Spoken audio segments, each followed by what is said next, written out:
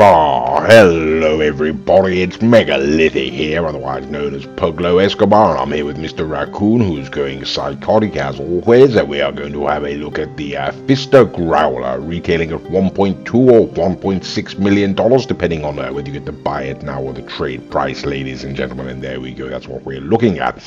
Okay, looks rather interesting, perhaps a little bit dull, but some Pfisters, generally the Porsches are, you could say, compared to some of the other supercars, they are more sports cars, of course. Okay, so this is the Pfister Growler, ladies and gentlemen. Acceleration straight out of the box, not too bad. Handling, ladies and gentlemen. I mean, this is where this vehicle is an absolute delight. They did Rockstar did release the Comet S2 recently, ladies and gentlemen. And if you've driven that vehicle, you'll be well aware that it's an absolute shocking disappointment, ladies and gentlemen. Whereas this vehicle is completely the contrary. This is an absolute delight to drive. Okay, we'll have a look at that acceleration one more time. Okay, it's a cross grass, so it's not going to really work. We'll have a look at the acceleration here, ladies and gentlemen. Yes, not too bad. Stability, a little bit iffy. In fact, very, very iffy, ladies and gentlemen. If there is one area where this car falls down, and I can assure you it most certainly it does, it's the matter of traction and stability. Okay, so just a quick recap there, ladies and gentlemen. If you've been looking at the Comet S2, you've been wondering whether you should buy it, don't go ahead and buy it. Go ahead and buy the Growler, ladies and gentlemen. Even the unupgraded version is a far superior car to the upgraded S2. Okay, so here we are, ladies and gentlemen. Top end speed, very, very appreciable. It is flying down there. We'll have a look at the handling as we come around this top right, this sharp left, I should say, at the bottom there. And as you can see, we've got riding no problem whatsoever. Okay, so fantastic, ladies and gentlemen. What can we say? Acceleration, good. Top end speed, good. Traction, absolutely terrible. Handling, very, very good, ladies and gentlemen. Really is what we more what we expect from a Pfister, Okay, so we're going to send on inside, ladies and gentlemen, to the custom auto shop. We're going to have the vehicle upgraded. Okay, now it should be pointed out, of course, that this section of the video will be played at double speed just in order to hurry things along somewhat, but to still provide you, the viewer, with the opportunity to have a look at the different modifications in terms of aesthetic stylings that can be applied to this vehicle. Okay, so Mr. Raccoon, we're wandering around from time to time as we go through these different options, having a look himself. He's going to go and upgrade his own version, his own particular car. And so what can we say, ladies and gentlemen, about the Pfister Growler straight out of the box unupgraded? Well, I pretty much said it already, haven't I? The acceleration, ladies and gentlemen, very good. Top end speed, very good. The handling is absolutely, it's really good to drive. It's very, very fun, ladies and gentlemen. But fun is perhaps the sort of most important word there. It's not necessarily absolutely fantastic in the sense of gripping the road like glue. It's no Krieger, it's nothing like that. Not like the Progen, perhaps the Progen Ameris, ladies and gentlemen. I'm thinking of the back end will come away on you. It is a little bit wayward. The traction is rather dodgy, and so when I say it makes it fun to drive, because one has to concentrate in order to keep it going, stopping sliding out. But ladies and gentlemen, its handling is fantastic. Nevertheless, it's just the traction that lets it down. Like I say, top end speed, ladies and gentlemen, acceleration perfectly acceptable. Stability, not too good, not too clever. Anyway, ladies and gentlemen, here we go. We are on the colours, thank God, and as you may well know, that means we are now towards the end of this section of the video. We can take the vehicle back out onto the street.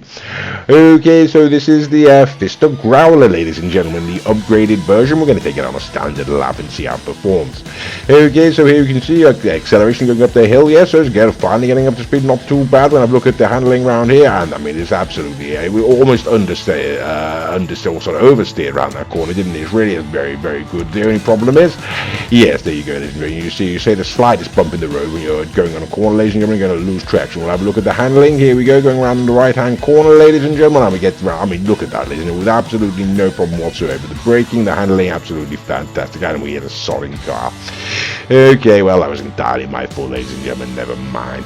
Okay, so we'll have another look at the acceleration. Like I say, this is all on the flat now, and this is the upgraded version, so okay, it gets up there fairly fast, ladies and gentlemen. Top end speed, we can see it is, as I say, appreciable. The handling, ladies and gentlemen, even at sort of top speed, yeah, we're around there, no problem whatsoever. So yes, this really is more of a Pfister, ladies and gentlemen. This has got sharp and responsive steering. The back end is a little bit wayward, but it has got some power under the hood there. Accelerations, is perfectly acceptable.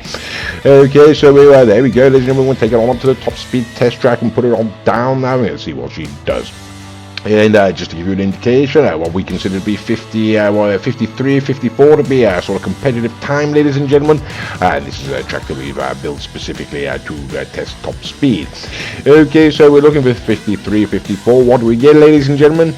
And 54.6, ladies and gentlemen, 624 now. There we go. So the competitive time. Now, of course, worth pointing out with these new cars, you can bring them down to the LS street meet, ladies and gentlemen, indicated on the map there. And you can go inside if you like and put on the low grip tires.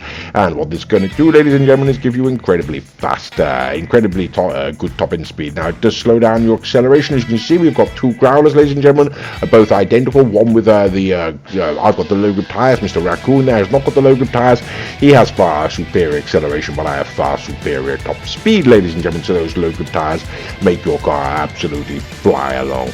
Okay, so you may think, well, got to put those on, it's going to make the car absolutely fantastic. I'm afraid it's not quite as simple as that, ladies and gentlemen, as you may well be able to deduce from the name low grip tires. I'm afraid that these tires have phenomenally low grip. So although they are going to send you in a straight line in a great speed, ladies and gentlemen, the moment you hit a corner, I mean, effectively it's like you're on ice. So yes, it doesn't make the vehicle any more competitive. Right, let's get started, shall we? So the first car that we're going to bring out today, ladies and gentlemen, is in fact that Comet S2, ladies and gentlemen. Now, it also should be pointed out, ladies and gentlemen, the Pfister Growler that we're using here has now got the standard tyres. We're not the low grip tyres on the Growler, standard tyres on the Growler up against the S2, ladies and gentlemen. The Comet S2 released recently. Both of these cars have been upgraded across the board. Okay, so there we go, ladies and gentlemen. Should come as no surprise, you know, the Growler has absolutely demolished the S2. As I say, the S2 is a lamentable waste of money. Okay, so there we go, ladies and gentlemen. At least that, you know. Okay, so the next vehicle we're bringing out is the Comet SR, ladies and gentlemen. A very, very fine Comet, in fact, or Pfister, in fact, arguably, ladies and gentlemen, arguably the best Pfister out there. You know, I would put it ahead of the 811, don't you know? I know we were of the assumption, ladies and gentlemen, sort of just presuming there that the SR was going to take it. You know, it's a phenomenally fast car, got phenomenally good handling. It did get round the corner ahead of us there, ladies and gentlemen. But yes, it would appear that the Growler has got a little bit more go under the engine there. So yes, the Growler, ladies and gentlemen, here we go, can take down the Pfister Comet SR, and that really is shocking. Okay, well, the next car we're bringing out, ladies and gentlemen, is the 811. Don't you know, these are all Pfisters, I should point out. The first batch of cars, we decided to see what the new Pfister can do up against its sisters, you know. This is effectively speaking, ladies and gentlemen, the top end Pfister, like I say, the 811 there.